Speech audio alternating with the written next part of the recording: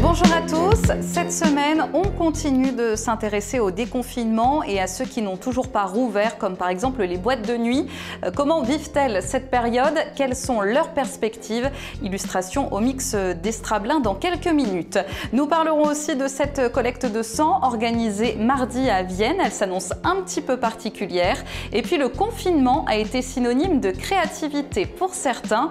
On vous présente le nouveau titre des sœurs Monada à Vienne. Tout d'abord, votre météo en partenariat avec Météo Aura. Et attention, le temps devrait tourner à l'orage demain.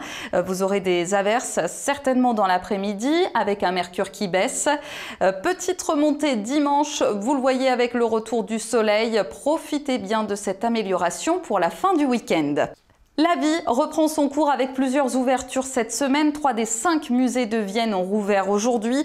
Le cloître de Saint-André-le-Bas, le musée lapidaire de l'église Saint-Pierre et le théâtre antique. Quelques aménagements ont été faits. Le mieux est d'appeler chaque musée pour connaître les règles de visite.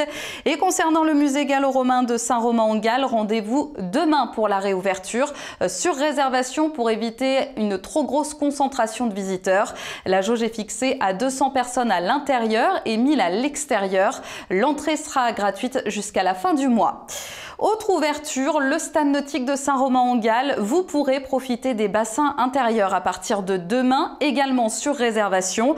Les bassins extérieurs ouvriront, eux, le lundi 22 juin. Il faudra également réserver un créneau. Même chose pour la piscine des Impinés.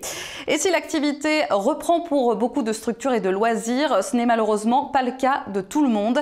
On pense par exemple aux boîtes de nuit qui n'ont toujours aucune directive. Au mix d'Estrablin, l'établissement est complètement fermé depuis le 16 mars dernier.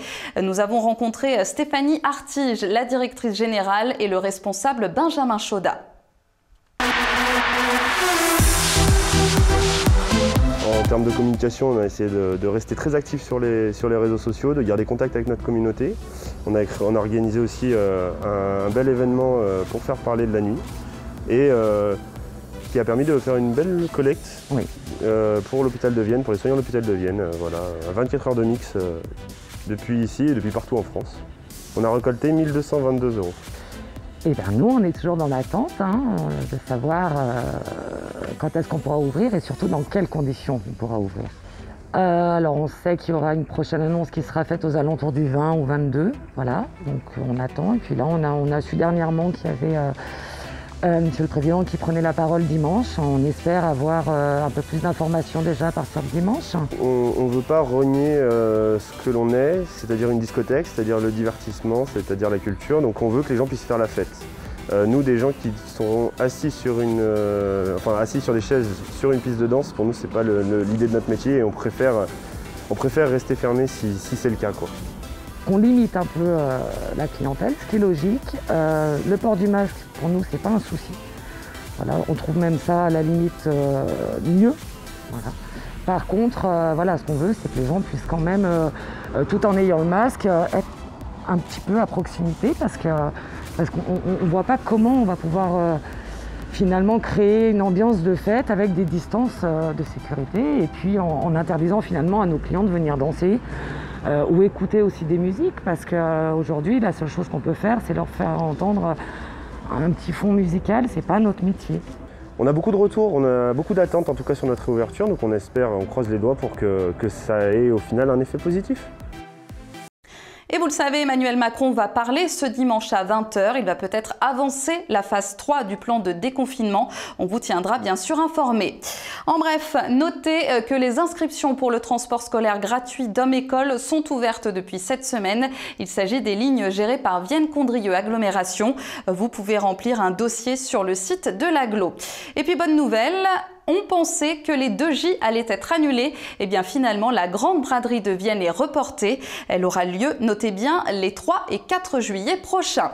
À noter également ce nouveau conseil municipal à Vienne prévu ce lundi. Il ne sera pas retransmis sur Vienne TV, mais ouvert au public. Notez d'ailleurs que le prochain devrait normalement être diffusé sur Vienne TV. Si vous voulez participer au débat de ce lundi, c'est à partir de 19 h à la salle du Manège. Attention, le port du masque est obligatoire. Et nous vous en parlions déjà la semaine dernière, une collecte de sang exceptionnelle va se dérouler ce mardi, le 16 juin, à la salle des fêtes de Vienne. Attention, il faut réserver votre créneau avant sur le site rezadon.fr. Vous retrouvez la collecte viennoise en choisissant le département de l'Isère. Un peu de culture maintenant avec le festival d'art postal à Vienne. Il devait se tenir en mars, mais forcément il a été annulé. Finalement, une exposition sera proposée à la galerie Letty du 19 juin au 12 juillet. Vous retrouvez une partie des créations qui devaient être exposées à la salle des fêtes. On vous le rappelle, l'événement est organisé par l'association Une vie, un arbre qui œuvre pour les enfants hospitalisés. Enfin, on se quitte en musique. Je vous le disais en titre, le confinement a permis aux Sœurs Monada de composer et de réaliser leur dernier titre. La vie est simple, c'est son titre et ça nous met un petit peu de joie pour démarrer ce week-end. L'honnêteté c'est inné, j'ai tout, j'ai rien donné. Simple. La vie est simple, c'est si simple. À retrouver dans son intégralité sur leur page Facebook Monada. Passez une très belle semaine, on se retrouve vendredi prochain, toujours sur Vienne TV.